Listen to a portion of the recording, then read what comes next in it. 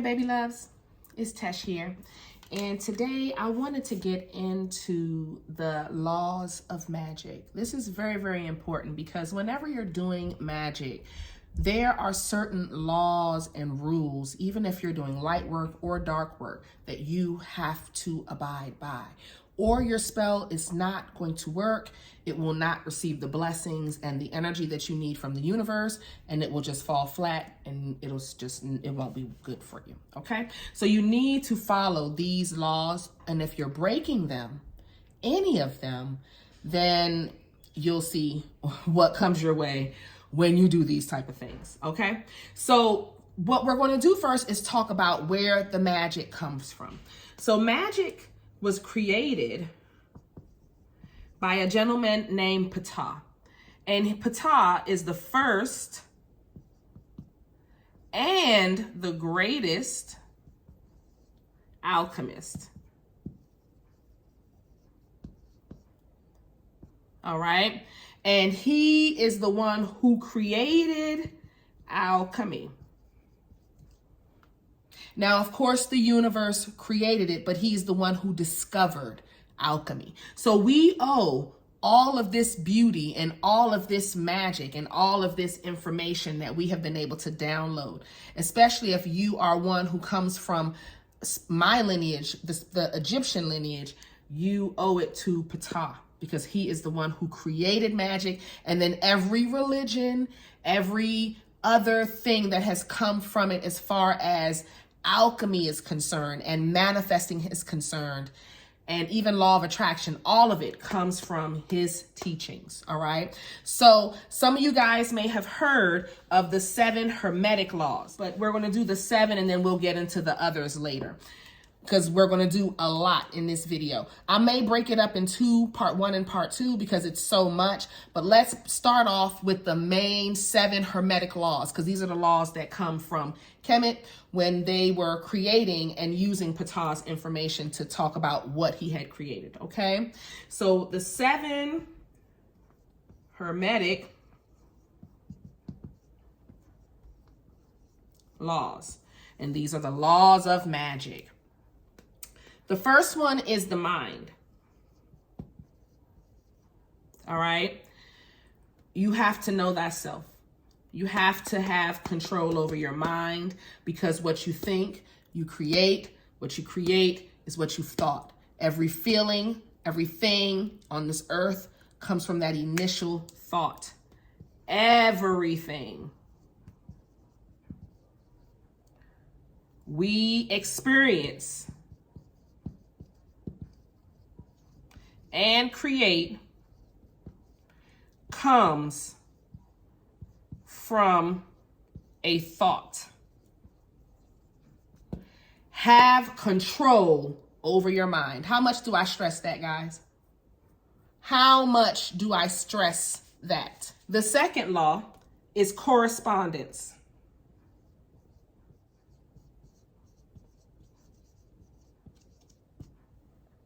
Correspondence is as above, so below.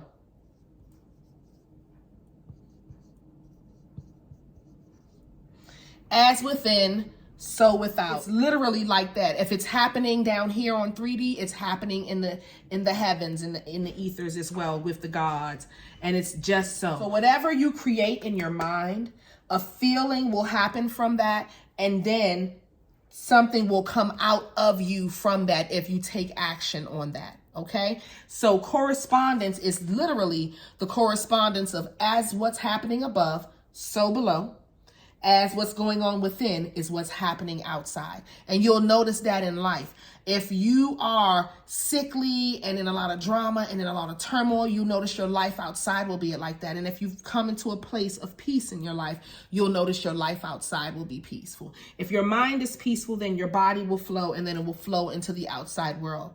And that's really the truth. And where that will take you then is your vibration. Okay? And your vibration is nothing rests, everything moves, and everything vibrates. All right? Everything moves. Nothing is still. Even when we're sleeping, nothing is still. If you see a flower just sitting there, it's a whole ecosystem happening in that flower. Nothing is still. Vibration is important. Now, if we're going in as far as us creating, the mind creates the emotion, which creates the vibration, which will then start attracting what we need. So you have to always understand that there's always some type of energy going on, and you have to always be conscious of what's happening in your mind, because that will then create a certain feeling, and what's going on within will start showing out without, and it will start creating a specific vibration in your life. All right. Now, from that vibration, we'll get polarity. Let me erase this. I hope y'all are writing these things down, because I'm not going to redo them.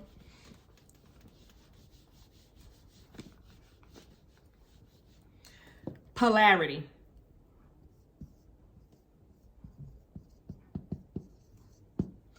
Polarity is everything in this world can be split into two opposites. Each will contain the very essence of itself. It's the yin and the yang.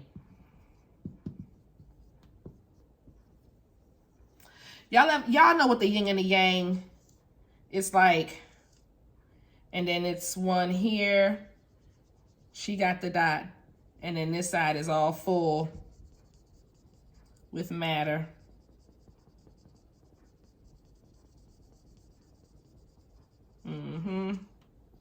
This is the yin and the yang, right? So everything can be split into two opposites, and each will contain the very essence of itself in itself. All right. So this is the perfect example, is the yin and the yang. Another example of polarity is the High Priestess card, where it talks about the light and the dark. Okay. You see how she has the two pillars, one dark, one light? Okay. That is the dark and the light that we all carry within us. There's never a person out here that's all positive, and there's never a person out here that's all negative. You'll meet some of the most ruthless killers, and they'll be teddy bears. Their family would never believe that they would do the things that they've done. And then you'll see some of the most sweetest people, and they'll be the most evilest people you ever meet. Okay. So you will notice that we all have this polarity within us. No one of us do not carry the yin and the yang that is within us all. Okay. We all carry that balance. And honestly, we'll have to do a whole video on polarity, because polarity it gets way deeper than that, but you'll have to see that in society. And I'll talk to you about that as far as the government and all that type of stuff. That's a whole different topic, but it also plays in our magic. So just pay attention to polarities in everything. There's always a person pulling the strings and trying to get their agenda across in everything that we see out here. So just be careful, guys. All right. The next one is rhythm.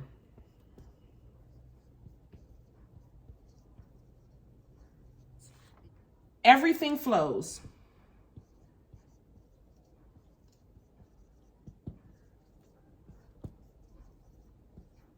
And everything has its tides.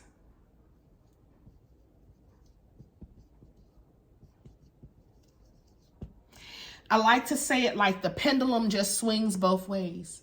It's always going to swing both ways. It's never just going to stay on one side, and it never comes to the other side. You feel me? Even if let's say you've had a hard life, there's going to be a time where the universe is going to pull it back, and the pendulum is going to come back, and then it's going to full force swing into your side. And you will have that extra 30 years, 20 years, or whatever else, whatever those years were of struggle, you'll have those years of grace from the universe, because that's just how rhythm works. Everything has its ups and downs. Everything has its flows. Okay. And it's up to us to really respect that and go with that. With that being said, let's get into cause and effect. Those are two in one.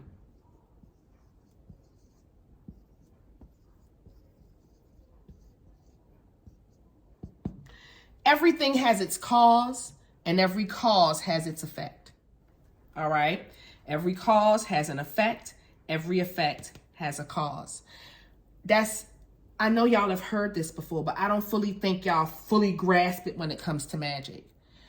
You fuck around, you gonna find out. And it's some real shit.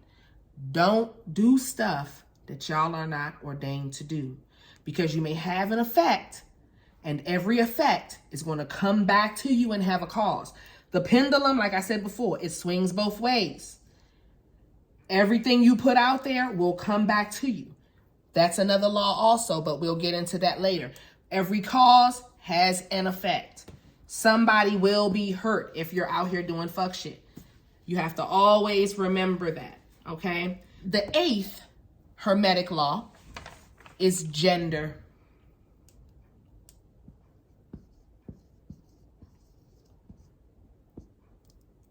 Gender is all about everything having feminine and masculine traits. Okay? Everything on this earth, every person, everything that is created on this earth has feminine and masculine traits. Now, outside of the 7 Hermetic laws, which are the main laws, I'm going to give you a couple other laws that you need to practice with your magic, okay? The next law that I would like for y'all to practice, and let's put laws of magic, because we are now outside of the Hermetic laws. These are just genuine laws of magic that are universal, okay? The first one of that one is the law of silence.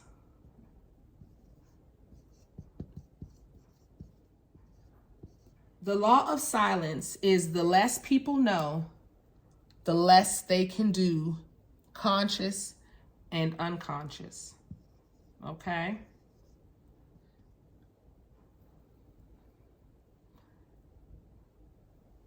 The less people know, the less they can do to you, conscious and unconscious. Stop telling people the type of magic you're doing. Stop telling people how you conjure. Stop telling people any information about you. Let them guess. Let them wonder how you do what you do. If you're a spellcaster, do not show people the things that I'm teaching you. I have a covenant because I am ordained to have a covenant. I'm going to be honest with you. Y'all are not ordained to be teaching magic. That is not what y'all should be doing, because it's a karma that comes with it. You have to be ordained. You have to come from a specific bloodline to do this type of stuff, okay? So do not discuss what y'all are doing with people. When you're doing a spell, don't go on a witch's line and say, okay, I'm doing this and I'm doing that. No, the only person you should be discussing your spell work with is me. That's it and that's all. Don't call your girlfriends. Don't call the witch group. No, ma'am. Because you don't know what's going on in other people's lives, and then they cast that energy on your spell, and your spell goes down the tube because you're talking too much. The law of silence is so important when it comes to your magic, guys. The law of least expectance.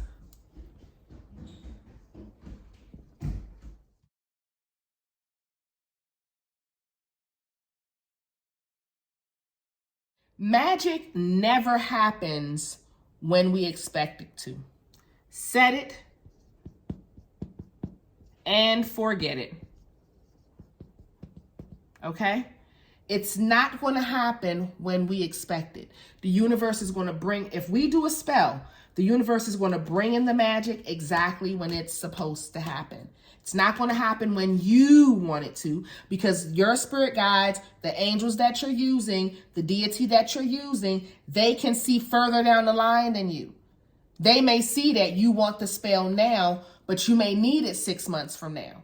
So they may hold off on it today, and you think you need it today. They'll throw you something to keep you calm. And then 6 months down the line, when they fully come through, then you'll understand this better. But stop rushing your magic. Don't put a time on it. Do your spell, and that's it. Move forward. Set it and forget it. Okay? The next law that I would like for y'all to practice, and this is the last one I'm going to do, is the 10th one, the law of attraction.